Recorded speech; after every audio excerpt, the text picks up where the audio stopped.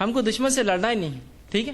تو اتنا شانتی کا مہتو جو ہے اسلام نے بتایا اور پریشت محمد نے بتایا۔ اب آئیے، اسلام سماج میں شانتی کیسے استھاپت ہو، سماج میں شانتی کیسے قائم استھاپت ہو سکتی ہے اور اس کو سرکشت کیسے رکھا جائے، اس کے بارے میں کچھ پوائنٹس دیے، کچھ باتیں بتائیے۔ ان باتوں کو میں نے 8 پوائنٹس میں 8 پوائنٹس کے اندر رکھا ہے، آپ کے سمکش وہ پوائنٹس میں ایک کے بعد ایک رکھتا ہوں۔ سب سے پہلی چیز جو اسلام نے رکھا ہے کہ اگر ہم چاہتے ہیں سماج میں شانتی ہو تو پہلا پوائنٹ کہا ہے مانو ایک دوسرے کا آدر کرے۔ آپ کیا سوچ سکتے ہیں کہ ایسا سماج جہاں مانو ایک دوسرے کا آدر نہیں کرتے اور وہاں شانتی ہو؟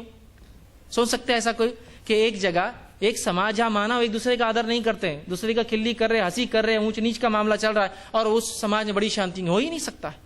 تو سب سے پہلا کام اسلام نے یہ کیا کہ مانو ایک دوسرے کا آدر کرے، ریسپیکٹنگ ایچ ادر۔ سب سے پہلا پوائنٹ کہ ہم ایک دوسرے کا آدر کریں گے تو ہم ایک دوسرے سے پریم کریں گے، ہم ایک دوسرے سے پریم کریں گے تو گھرنا اور نفرت نہیں کریں گے، اور جب پریم ہوگا تو پھر اندر سے آنندی ہوں گے، اور جب اندر سے آنندی ہوں گے تو باہر سماج میں بھی جو ہے شانتی اور آنند ہوگا۔ یاد رکھیے، تو ایک دوسرے کا آدر کرنا سب سے پہلا پوائنٹ، اور قرآن نے اس کے بارے میں اتنی باتیں کہی، آدر کے پریشت محمد نے اتنے وچن کہے کہ میرے لیے مشکل ہے، میں صرف 2-3 وچن ایک ایک پوائنٹ کے اندر رکھتا ہوا آگے چلوں گا۔ آئیے ایک بات جو قرآن نے کہی، اس کے سورہ حجرات سورہ ادھیائے نمبر 49 اور اس کی آیت نمبر 11 میں کہا یا ایھا الذین آمنوا لا یسخر قوم من قوم عسیٰ ان یکونوا خیرا منہم، کہ اے وہ لوگوں جو آستھاوان ہو، ایمان لائے ہو، کوئی قوم کسی قوم کا اور کوئی مرد کوئی پروش کسی پروش کا مذاق نہ اڑائے، کھلی نہ کرے، ہنسی نہ اڑائے۔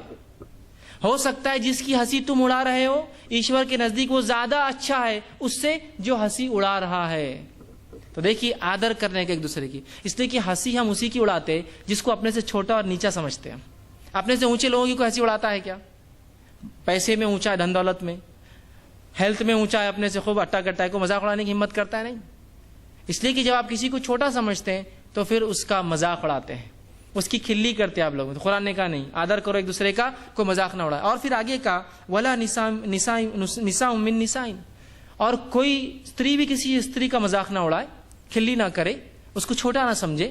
ہو سکتا ہے جس کا تم مذاق اڑا رہے ہو ایشور کے نزدیک وہ زیادہ اچھا ہو اس سے جو مذاق اڑا رہا ہے۔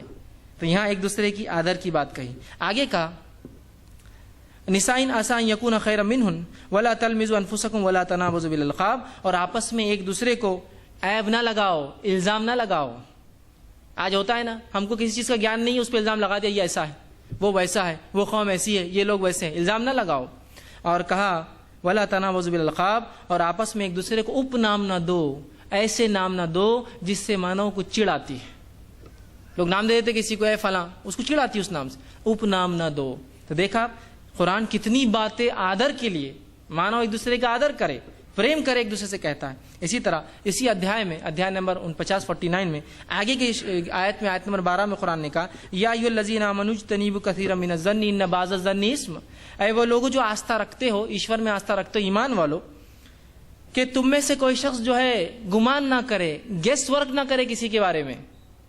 گیس ورک، گمان سے روکا، مطلب یہ گمان وہ ہے جو برا ہوتا ہے نا۔ جیسا کہ ایک ویکتی آیا، آپ نے دیکھا یار یہ بہت برا آدمی لگتا ہے، آپ کو کیسا گمان ہوا؟ یہ اس لیے کہ قرآن کہتا ہے بہت سارے گمان پاپ ہوتے ہیں، گناہ ہوتے ہیں، اس لیے کہ تم کسی کے بارے میں گمان کر رہے ہو۔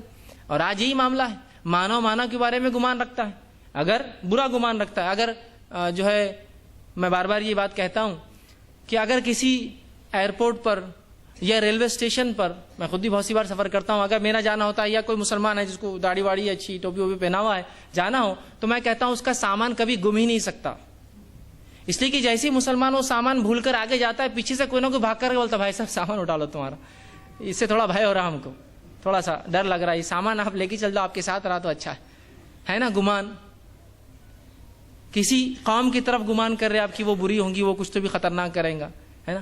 تو یہ اسلام کہتا ہے نہیں، بہت سارے گمان یہ پاپ ہے، تو نہ مسلمان گمان کرے نہ کوئی مانو کسی کے بارے میں۔ اچھا کیجیے نا، آپ اچھا کیا، اچھا ویکتی ہے، اچھے کاریہ کرتا ہوں گا۔ ہم دوسرے کے بارے میں جب بھی سوچتے برا ویکتی ہے، برے کاریہ کرتا ہوں گا، کچھ تو بھی نقصان کریں گا، اشانتی پھیلائیں گے، ہے نا، ایسا ہوتا ہے۔ تو کہا آپ گمان سے بچو، اس لیے کہ بہت سارے گمان پاپ ہوتے ہیں۔ اور آگے کہا ظنی اسم ولا تجسسوا، اور ایک دوسرے کی ٹوہ میں نہ لگو، یہ کیا کرتا ہے، کہاں جاتا ہے، کہاں آتا ہے، کیا کھاتا ہے، کیا ٹوہ میں نہ لگو۔